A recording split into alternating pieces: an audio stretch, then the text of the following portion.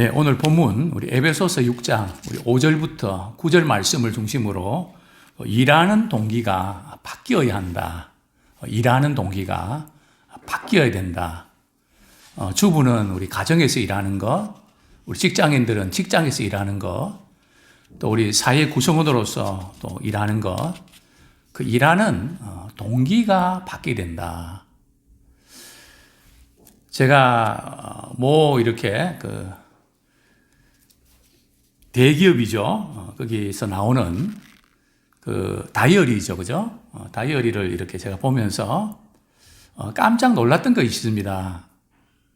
이 다이어리 구성이 이렇게 돼 있더라고요. 매일 이제 이렇게 자기가 하는 일에 대해서 이렇게 쓰게 돼 있는데 첫 번째가 뭔가 하면 why입니다. 왜 이 일을 하느냐. 요즘 이 부분이 굉장히 강조되고 있거든요. 당신이 왜 꼭 그 일을 해야 되는가? 그걸 물어보고, 분명한 그런 답이 있을 때 그 일을 해라. 남들이 하니까 하는 게 아니고, 왜 그 일을 해야 되는가? 그 다음에 두 번째 이렇게 구성이 what입니다. 무엇입니까? 오늘 내가 무엇을 해야 되는가? 그것을 정리를 하라는 거죠. 그 다음에 세 번째가 how입니다. 어떻게 그 일을 할 것인가. 그러니까 왜 그 일을 하고 무엇을 해야 되고 어떻게 해야 되는가. 이런 식으로 이제 다이어리가 구성되어 있더라고요. 그래서 깜짝 놀랐습니다. 왜냐하면 제가 설교를 그렇게 하거든요. 왜 내가 이 설교를 들어야 되냐. 그 설교의 내용은 뭐냐. 그 다음에는 그 설교를 듣고 우리가 어떻게 살아낼 것인가. 그렇게 고민을 해야 되는데, 특별히 직장 문제에 대해서 오늘 함께 도전받기 원합니다. 영국 명문대학, 옥스퍼드 대학에서 말이죠. 앞으로 10년 후에 사라질 그 직종, 또 없어질 일들에 대해서 이렇게 조사를 했더라고요. 분석 결과 지금의 그 직업, 일이 47%가 10년 내로 사라질 가능성이 높다. 그러면서 이제 사라질 그 직업이 뭐냐? 엄청 많은데요. 예를 들면 조금만 언급해드리면 은행 투자 상담사, 스포츠 심판, 부동산 브로커, 레스토랑의 안내, 보험 심사 담당자, 전화 오퍼레이터, 급여 복리후생 담당자, 레지스터, 오락시설의 안내자, 카지노 딜러, 네일 리스터, 신용카드 신고서, 변호사 보조, 호텔 접수계, 전화 판매원, 양법정, 재봉사, 시계 수리공, 회계, 감사 사무원, 샘플 채취, 측정기사, 영상기사, 촬영기기 수리공, 청량기술자, 그 다음에 노점 상인, 도장공, 도배기술자. 이게 쭉 이렇게 보면서, 이렇게 정리를 해보면 말이죠. 손으로 하는 어떤 기술 관련된 업종들이 굉장히 많이 사라질 것을 예상하고 있습니다. 의사도 마찬가지입니다. 변호사도 마찬가지고요. 글쎄요, 얼만큼 정확한지는 모르겠지만, 손으로 하는 그 모든 것은 로봇이 대신해주고, 저희 교회도 로봇 도움을 받고 있거든요. 예. 그냥 깔끔하게 정말 이렇게, 청소 잘하는 것 같아요. 어쨌든 이런, 세계적으로 지금 변해가는 이 추세가 급변하는 것 같습니다. 자, 이런 가운데 저는 과연 우리 그리스도인들이 직장 생활을 하면서 늘 고민하는 게 있지 않습니까? 첫 번째 고민이 뭔가 하면 내가 이가 직장 다니는데 적성에 맞나? 어떻습니까? 지금 내가 하고 있는 일이 적성에 잘 맞나요? 예? 우리 권사님 적성에 잘 맞으십니까? 예, 우리 권사님 열심히 이렇게 일하시는데요. 아마 적성에 맞는 분들이 그렇게 많지 않을 겁니다. 그 다음 두 번째로 우리가 따지는 것은 적성 못지않게 뭐가 좋아야 됩니까? 뭐니 해도 보수가 좋아야죠. 내가 일한 만큼 보람을 느낄 수 있는 그런 페이를 받냐. 그 다음에 세 번째는 분위기입니다. 회사의 그 분위기, 윗사람, 또 아랫사람, 회사의 분위기가 어떤가. 즉, 그 관계 문제죠.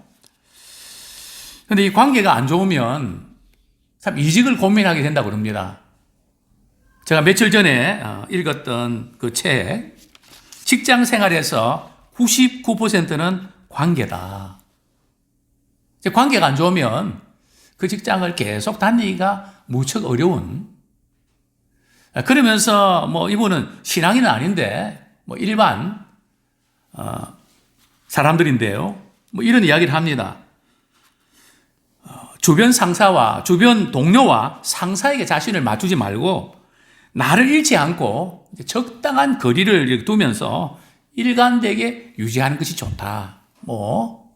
안 믿는 분들 입장에서 그냥 일정한 거리를 두고 그냥 이렇게 한결같이 그렇게 하는 것이 좋다. 그래서 다른 어떤 사람에게 그냥 비 맞춰주고 이렇게 하지 말고 그냥 자기 자신의 잃지 말고 주도권을 가지고 그냥 해야 된다. 나름대로 이렇게 일리는 있는 것 같던데요. 그러면서 우리는 이제 고민하게 됩니다. 이 직장을 그만둘 거냐, 계속 다닐 거냐. 근데 그런 갈등이 있을 때 제일 많이 신경을 쓰는 게 어떤 걸까요? 근데 많은 분들이 돈 때문에 그 직장에 붙어 있는 경우들이 많습니다. 보수가 좀 더 많기 때문에, 다른 직장보다 좋기 때문에, 물론 우리가 이 보수는 우리 생활과 관계이기 때문에 굉장히 중요합니다. 그러나 문제는 돈 때문만이 아니고 그것을 넘어서 우리 그리스도인들은 생계에서 소명으로 넘어가야 됩니다. 제가 이전에 우리 김성규 집사님이 지금 식품 쪽에서는 페이가 제일 좋은 데서 직장 다니다가 좀 이직을 고민하는 것 같아서 물었습니다. 너 직장을 이제 이렇게 있는 데를 그만두고 다른 데를 가려고 하는 이유가 뭐니? 그랬더니 대뜸 하는 말이 아빠, 돈 때문만이라면 내가 여기 있어야 됩니다. 왜냐하면 돈을 제일 많이 주니까. 근데 그것 외에는 내가 여기에 있어야 될 이유가 없습니다. 저는 그 말 한마디에 돈을 넘어서 다른 적성이라든지 의미라든지 가치라든지 그것을 붙잡고 있구나. 그게 확실하면 나름대로 원하는 대로 가야죠. 정말 우리에게 중요한 부분들. 근데 대부분의 사람들이 어디에서 어떤 것 때문에 결정되는가 하면은 돈을 많이 주니까 그것 때문에라도 남아있어야 된다. 우리 주변에 있는 친구분들 그렇지 않나요? 거의 8, 90%일 거예요. 페이를 많이 주는 데는요. 물론 그 페이는 중요하지만 우리는 그것을 넘어서는 신자의 가치관이 있어야 되고 동기가 있어야 됩니다. 우리 직장생활 하면서 마음에 안 드는 상사, 또 요즘에는 중간 관리자가 참 힘이 들죠. 위에서 치이고 밑에서 올라오고 참 힘듭니다. 그죠? 자, 이런 경우에 어떻게 해야 될까요? 첫 번째, 까다로운 상사가 회사 사직하기를 은근히 기다린다. 2번, 차라리 내가 떠나는 게 낫다. 3번은 지혜롭게 대처하면서 그 가운데서 나의 꿈들을 펼쳐나간다. 사람마다 다르겠지만 우리 믿음의 사람들은 우리가 3번을 택해야 되지 않을까요? 어떤 분이 직종에 대해서 묻습니다. 이 직종은 우리 크리스찬으로서 할 수 있는 직종은 아닌 것 같다. 물론 그런 게 있죠. 전부 다 거짓말이고 그냥 너무나 이 윤리적으로 문제가 많은, 돈이 되면 막 그냥 수단 방법 가리지 않는 그런 게 있을 수 있죠. 자, 만약에 제가 질문을 드립니다. 비디오 가게, 요즘 비디오도 없어지지만 비디오 가게를 이렇게 오픈한다면 우리 크리스찬으로서 그 직종을 해야 됩니까? 하지 말아야 됩니까? 만약에 우리가 그 일을 만약에 하게 된다면 어떻습니까? 우리 젊은이들 어떻나요? 그 일 해야 됩니까? 하지 말아야 됩니까? 고민되겠죠, 그죠? 뭐 고민되는 이유는 제가 설명하지 않아도 어떤 집사님 한 분이 뭐 어떻게 먹고 살아야 되니까 하다 보니까 그것을 인수를 받았는데요. 가만히 보니까 젊은이들이 또 비디오를 빌려가는 것이 음란 비디오를 자꾸 빌려간단 말이죠. 그런 모습을 보면서 본인이 마음의 양심의 가책이 생겼습니다. 그래서 이 일을 계속해야 되냐. 그런 가운데 이분이 그 교회 목사님과 상담을 했습니다. 목사님, 너무 마음이 불편합니다. 제가 이 가게를 그만둬야 될 것 같습니다. 그랬더니 그 목사님이 가이드를 잘 해주시던 것 같습니다. 집사님이 한번 그 비디오 가게를 좀 멋있게 한번 해보시죠. 어떻게 해요? 비디오 가운데 참 좋은 그런 비디오들이 있을 텐데 그 목록을 작성해 놓고 손님들에게 그거 참 좋은 비디오인데 그거 읽으십시오. 그리고 읽고 그걸 좀 나누고 그렇게 하십시오. 그래서 그 목사님 말씀을 듣고 진짜 그랬다네요. 그러면서 그 비디오 보고 자기가 느낀 점들을 이야기하면서 서로 마음문 열고 상담하게 되고 가정 문제 이렇게 이야기하게 되고 그러면서 전도의 문이 열리고 정말 우리가 이것은 되고 안 되고 물론 직종에 따라서 해서 안 되는 직종이 있습니다. 그러나 어떤 거는 우리 크리스찬들이 거기 들어가서 빛과 소금의 사명을 감당할 수 있는 일도 많다는 거죠. 문제는 우리가 일하는 동기를 우리가 어떻게 설정해야 되냐 그 차이인데요. 자, 먼저 우리 어떤 동기와 어떤 마인드를 가져야 될까요? 본문 우리 에베소 6장 5절 말씀 같이 읽겠습니다. 시작. 종들아 두려워하고 떨며 성실한 마음으로 육체의 상전에게 순종하기를 그리스도에게 하듯 하라. 6절. 눈가리만 하여 사람을 기쁘게 하는 자처럼 하지 말고 그리스도의 종들처럼 마음으로 하나님의 뜻을 행하고. 우리가 이 어떤 일을 우리가 할 때에 어떤 마음으로 해야 될까요?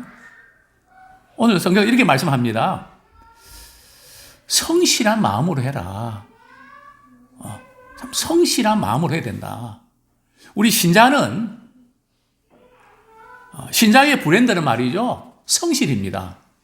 그래서 이 원문에 보면 믿음이라는 단어가 세 가지 같은 의미를 갖고 있는데요. 믿는 사람은 성실한 겁니다. 그걸 영어로 faithful이라고 그러거든요. faithful은 뭔가 하면은 신실하다는 뜻입니다. 아주 모든 면에서 성실하다는 거죠. 또 믿음은 진실하다는 겁니다. 이것이 같이 어우러져 있거든요. 믿음을 가진 사람의 특질은 성실하고 진실합니다. 이게 지금 믿는 사람들의 특징인데, 그래서 우리는 어떤 일을 하든지 성실한 마음으로 또 어떻게 하라고요? 누구에게 하듯 사람에게 하듯 하지 말고 그리스도에게 하듯 해라.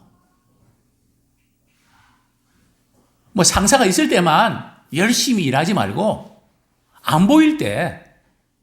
그래서 저는 이제 총회 일을 하면서 때로는 뭐 수양회 준비하고 이럴 때 한 2박 3일 정도 또 3박 4일 비우면 부교육자가 말이죠. 그동안에 또 저녁 기도에 누가 왔나? 제가 없는 동안에 무슨 일을 했나?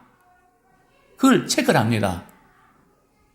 어떤 부교육자 같은 경우는 그때 보이지 않는 가운데 정말 이렇게 일을 잘 해놓는 분이 있는가 하면 그렇지 못한 뭐 보이면 하는 듯 하고 보이지 않으면은 딴전 피우는 철저히 우리 예수 믿는 사람들은 누가 보신다고요? 주님이 보신다는 거죠.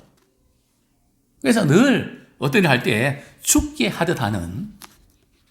그런데 우리가 이제 직장인으로서 신앙생활 우리가 하고 역할을 감당하는 게 뭡니까? 직장에서 신우에 참석해서 점심시간에 예배드리는 그게 우리가 해야 될 역할일까요? 참 우리 그리스도인들은 있는 직장에서 전문성을 가지고 직장에서도 꼭 필요한 사람이 되어야 됩니다. 정말 일을 잘해서 그 사람 없으면 회사가 안 돌아갈 정도로 참 그분은 우리 회사에 꼭 필요한 사람이다. 그분이 그만두면 어떡하지? 걱정되는. 반대로, 야, 암흑의 대리는 빨리 그만 안 두나? 기다리는 그런 사람이 아니라 정말 꼭 필요한. 또 뿐만 아니라 우리 믿음의 사람들은 일에만 열심히 하는 게 아니라 일을 통해서 사람과의 관계에 있어서도 잘하는 사람입니다. 어떻게 해요? 섬기는 것이죠. 뭐 예를 들면 상사한테 말이죠. 굉장히 야단맞고 굉장히 침울해 있는 우리 직원들에게 우리가 찾아가서 위로하고 격려하고 내가 도와줄게. 힘내라고. 뭐 그렇게 해야지. 그렇게 혼날 때 알아봤다. 터질 줄 알았다. 뭐 이런. 물론 뭐 틀린 것도 아니겠지만 그래서 우리 교회 봉사도 그렇습니다. 교회 봉사할 때 봉사하면서 관계가 불편해져 갖고 시험 드는 게 많거든요. 그래서 우리는 이 봉사는 저는 그렇게 봅니다. 제가 총회일, 노회일을 하면서 제 관심사는 다른 게 아닙니다. 사람을 만나서 그분과 관계를 맺고 또 그분을 통해서 배우고 또 그분을 섬기고 어떤 일보다 참 사람과의 그 관계에 있어서 때로는 따뜻하게 대해주고 실수했을 때 막 야단치고 무슨 일을 그따위로 하냐. 막 이렇게 야단칠 수 있지만 걱정하지 마라. 내가 도와줄게. 아마 이런 부분들은 늘 체크하고 실수가 없도록 해야 된다 해서 맥도 가르쳐주고 그래서 잘 극복할 수 있도록 참 우리는 자기 일에 바빠서 그래 신경 쓰는 사람이 어디 있습니까? 말해주는 사람도 어디 있습니까? 우리 믿음의 사람들은 우리는 섬기지 않습니까? 우리 7절 말씀 보면 기쁜 마음으로 섬기기를 죽게 하듯 하고 사람들에게 하듯 하지 말라. 그죠? 우리 그 일을 할 때도 우리 기쁜 마음으로 정말 힘든데 왜 나한테 일을 시키냐고 막 그냥 못마땅해 갖고 그러면 그 사람한테 일 안 시키죠. 그래서 우리가 일할 때는 힘들 수도 있고 그러지만 기쁜 마음으로 또 주님을 섬기듯이 또 옆에 있는 분들 섬기는. 저는 군대 생활도 또 제가 아가페에서 편집위원으로 있을 때도 제가 그런 마음으로 일을 했습니다. 고참이고 중위 사모봉이고 많은 부하들이 이렇게 오고 가고 그럴 때 이분들에게 뭘 남겨주실 것인가? 뭘 남겨줄 것인가? 정말 주님의 사랑을 남겨주고 참 감동받게 해야 되겠다. 그래서 다른 부하들이 김중희님하고 같은 그 조가 되어서 일을 하면 너무 행복하겠다. 제 자신이 또 섬기고 감동을 주고 참 그러기를 애썼습니다. 어떻게 하면 눈물의 관계가 될 수 있을까? 주님과 우리의 관계는 사랑의 눈물의 관계 아닙니까? 그런 마음으로 이렇게 할 때 또 우리 직장에서 우리 상사 위치에 있는 분들이 있습니까? 9절 말씀 한번 같이 읽겠습니다. 9절 시작. 상전들아 너희도 그들에게 이와 같이 하고 위협을 그치라. 이는 그들과 너희의 상전이 하늘에 계시고 그에게는 사람을 외모로 취하는 일이 없는 줄 너희가 알미라. 그 윗사람, 윗상사들이 밑에 있는 사람들을 대할 때에 막 그냥 위협적으로 말이죠. 권위적으로. 그렇게 하지 말라는 거죠. 정말 우리 그리스도인들은 그 신분이 어떻든지 어떤 위치에 있든지 한 사람 한 사람을 존경하고 아끼고 사랑하고 참 하나님의 형상으로 만들어진 존귀한 자라고 하는 그 의식 가지고 정말 갑질하지 않고 섬기는 겁니다. 제가 오늘 편람에 그건 내 마음이에요. 좀 이런 일이 있었습니다. 아침에 이렇게 교회 오니까 외제차가 말이죠. 저희 거주자 우리 교회 주차 공간에 되어 있습니다. 근데 차량 전화번호가 없습니다. 순댓국집도 가고 뭐 이렇게 알아봐도 뭐 알 수가 없습니다. 그건 한 25분 정도, 한 30분 그 내외로 좀 왔다 갔다 하고 저도 좀 짜증이 났죠. 그런데 약국에서 이렇게 그 앞에 제가 이렇게 대놨으니까 그것도 손님들이 오니까 우리 차를 조금 빼주시면 좋겠습니다. 그래서 제가 빼러 가니까 거기 차된 분 이렇게 CCTV 카메라에 찍혀갖고 그분 빨리 빼주시라고 그분한테 좀 잔소리 듣고 또 제가 전화번호를 남겨줘야지. 근데 그러니까 그분이 하는 말이 그건 내 마음이에요. 그건 내 마음이에요. 전화번호를 이렇게 써놓고 참 이용하면 될 텐데 전화번호 안 쓰고 그렇게 하는 게 그건 자기 마음이래요. 요즘 이런 분들이 많죠. 그거 내 마음이에요. 뭐 잘못했다 잘했다 뭐 그거 없이 그거 내 마음이에요. 생각대로 해. 거기 영향받아서 그런 거지. 그거 내 마음이에요. 나 뭐 이래라 저래라 하지 마세요. 그거 내 마음이에요. 그 약국 주인이 하는 말, 목사님, 마음 상하지 마세요. 그런 분들 많아요. 그런 분들 많아요. 그거 내 마음이에요. 이런 사람이 많은 이 세상은 어떤 세상일까요? 다른 사람 입장, 자기 마음만 있어요. 부모 마음은 없나요? 자기 마음.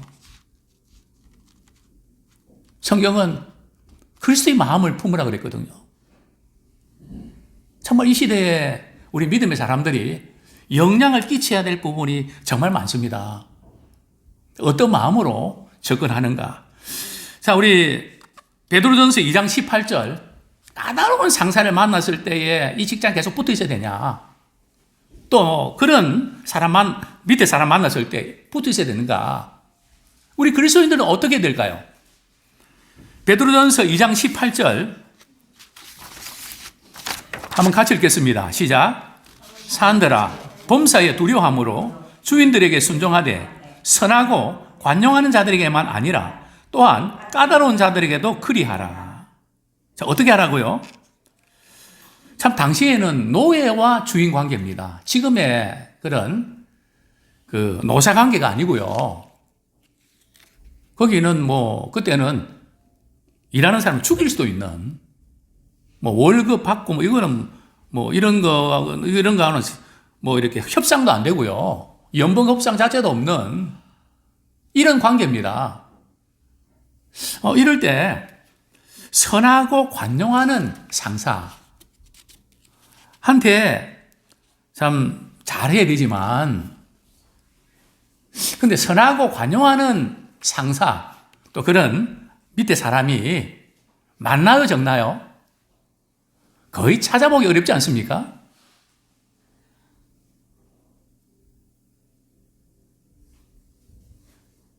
우리가 그 위치에 되면, 우리가 그렇게 하면 어떨까요? 그러니까 우리 역할이 큰 거죠. 물론 힘듭니다. 근데 성경은 선하고 환영을 베푸는 사람들에게만 잘할 것이 아니라 어떤 사람에게도요, 까다로운 사람에게도 그렇게 하라는 거죠. 까다로운 사람. 이 까다로운 사람을 만날 때 그것을 잘 처리하는 것이 우리 앞으로 나가는 데 능력입니다. 왜냐하면 까다로운 사람은 어디에 다 있거든요. 제가 볼 때는 제가 경험한 어떤 것은 5%, 10%, 많게는 15% 이상 이렇게 점점 늘어나는 추세입니다. 다 있거든요. 그 까다로운 그런 상사, 그 부분을 소화시키기 어려워서 고민하고 갈등하는 분들이 얼마나 많습니까? 기회를 놓치는 경우도 얼마나 많습니까? 성경은 뭐라고 얘기합니까? 까다로운 사람이 있으면 그냥 도망치라고요? 아니고요. 우리는 까다로운 사람에게서 배울 수 있는 게 있습니다. 어떤 걸 배울 수 있습니까? 첫 번째 배울 수 있는 것은 까다로운 사람이 일은 잘하는 그런 경우도 있습니다. 물론 일도 못하는 주제에 까다로운 사람이 있습니다. 참 골치 아픈 사람이죠. 뭐 일 잘하면 배운다 하면서 따라가면 될 텐데 일은 뭐도 못 모르면서 말이죠. 막 권위로 말이죠. 막 밀어붙이려고 하는. 물론 그 까다로운 사람 가운데 우리는 배울 수 있다면 참 일은 확실히 하는 분도 있습니다. 그래서 우리는 그분에게서 일을 처리하는 방식을 우리가 배우게 되는 거죠. 자, 두 번째는요. 그 까다로운 상사를 만나면서 우리 교훈으로 삼아야 됩니다. 성경에 보면 십계명에 보면 말이죠. 하라는 게 많습니까? 하지 말라는 게 많습니까? 하지 말라는 게 훨씬 많거든요. 신명기도 보면 이렇게 하면 축복받고 순종하지 않으면 저주받는 이 비율을 보면요. 저주받는 그런 그 비율이 3배 이상 많거든요. 절도 그렇습니다. 그러니까 우리는 이 세상을 살면서 정말 이게 마음에 안 들고 까다롭고 이런 힘든 사람 때문에 우리가 고생하지만 그런 사람 있기 마련이라는 거죠. 문제는 그런 까다로운 사람들 통해서 우리는 때로는 참기도 하고 그 가운데서 나는 앞으로 내가 상사가 되면 어떻게 해야 되겠다. 교훈으로 삼는 거죠. 그러니까 우리는 참 저런 걸 배우면 안 되겠다 하는 그걸 통해서도 우리가 배울 수 있는 사람, 그것 때문에 크는 사람. 우리 김성 집사 이야기를 해서 죄송한데요. 그 대학원 우리 교수님이 되게 힘들게 했거든요. 이것도 논문이라고 썼냐. 확 날려버리고 그러지. 예? 인격 모독당하고 아빠 나 그만둘래요. 그분이 그래도 장학금도 주고 정말 이렇게 큰 역할을 해주셨거든요. 저도 속상했습니다. 그죠? 어떻게 그냥 대학 교수가 그렇게 인격 모독을 할 수 있냐. 덕분에 힘들 때 우리 또 사랑하는 또 아내도 만나게 해주셨죠. 그죠? 그 또 복을 주셨습니다. 가장 힘들 때 말이죠. 그때 제가 그런 이야기 했습니다. 그래, 많이 힘들고 나도 속상하다. 근데 그거 네가 잘 견디면 네가 앞으로 직장에서 정말 상사가 많이 힘들게 해도 너는 그걸 극복하고 거기서 해낼 수 있는 그릇이 큰 사람이 될 거야. 물론 쉽지 않지만 참고 인내할 수 없겠니? 결국 그래도 잘 인내하고 견뎌냈습니다. 그리고 어느 날 직장 다니면서 직장 힘들지. 아빠, 그 교수님한테 하도 훈련받아갖고 하나도 안 힘들어요. 하나도 안 힘들어요. 우리 믿는 사람들은 까다로운 상사에게도 그런데 우리 이런 고민하지 않습니까? 뭐 그 직장이 그거밖에 없습니까? 다른 데 가서 하지 뭐 그렇게 모욕당하면서 그렇게까지 하면서 붙어 있어야 됩니까? 이유는 한 가지입니다. 이 말씀 읽고 말씀 정리하겠습니다. 우리 9절 말씀 같이 읽겠습니다. 시작. 창년들아, 8절 죄송합니다. 8절 말씀 시작. 이는 각 사람이 무슨 선을 행하든지 종이나 자윤이나 주께로부터 그대로 받을 줄을 알미라. 그러니까 우리가 까다로운 상사나 또 선하고 관용한 상사나 모든 사람들에게 자 기쁜 마음으로 섬기고 때론 바보같이 그렇게 하는 이유는 우리는 그 직장에서 그걸 통해서 또 우리 월급도 받고 일을 하지만 최종적으로 말이죠. 주님께로부터 우리는 상을 받는다는 거죠. 주님께서 갚아주신다는 거죠. 사람들도 말이죠. 그 잘 견디고 인내한 사람들을 또 귀하게 바라보고 쓰려고 합니다. 우리는 무엇보다도 주님께서 우리에게 주실 그 상을 바라보면서 또 주님이 높이십니다. 팀 켈러의 일과 영성이라는 책에 신자가 어떤 동기로 일해야 되는지 한 5가지 팁을 드리면서 말씀을 정리하고자 합니다. 첫 번째는 복음은 성공이든 실패이든 그것은 하나님의 선하신 계획의 일부입니다. 우리가 성공했든 실패했든 그것은 선하신 하나님의 계획의 일부라는 거죠. 그렇게 받아들여야 된다는 거죠. 두 번째는 복음은 난 끊임없이 실수를 범하고 죄를 짓지만 하나님은 선하심과 은혜로 내 삶 가운데 승리하게 하실 것입니다. 이 약속. 세 번째, 복음은 기업의 리더로 일하는 내게 의미를 줍니다. 크리스찬이라면 모든 인간과 일을 존엄하게 대해야 마땅합니다. 우리 일이든 사람이든 참 그것을 귀하게 갑질 안 하는. 제가 아까 그 차 문제 언급했는데 참 이런 말씀 드리기가 죄송하지만요. 제가 본 사람들, 좋은 차를 타고 다니는 분들, 그건 내 마음이에요 하는 분들이 많다는 거예요. 그렇지 않은 분들도 많이 계실 겁니다. 그러나 제가 만난 분들 이렇게 보면 어떤 특권의식을 가져서 그런지 어떤 갑질의식이 있어서 그런지 그게 자꾸 보인단 말이죠. 마음이 아픕니다. 그냥 사람이 뭐 좋은 차 타닐 수도 있고 그런데 빈도수를 따질 때 제가 경험한 경우는 높더라는 겁니다. 정말 우리가 어떤 차를 타고 그게 뭐가 중요합니까? 그 한 분 한 분 정말 존엄하게 대하는 그래서 누구나 즐겁게 지내고 하나님이 주신 은사를 발휘할 수 있도록 환경을 만들어주는 정말 직장인들이 그곳에서 행복할 수 있도록 저는 이전에 기독교 출판사에 있으면서 아침에 신회를 인도하면 제가 이런 말씀을 드리곤 합니다. 사장님이 이렇게 계신데 사장님 이 출판사 책 많이 팔아서 돈 많이 남겨서 교회 11조 내고 좋은 일 하는 거 중요합니다.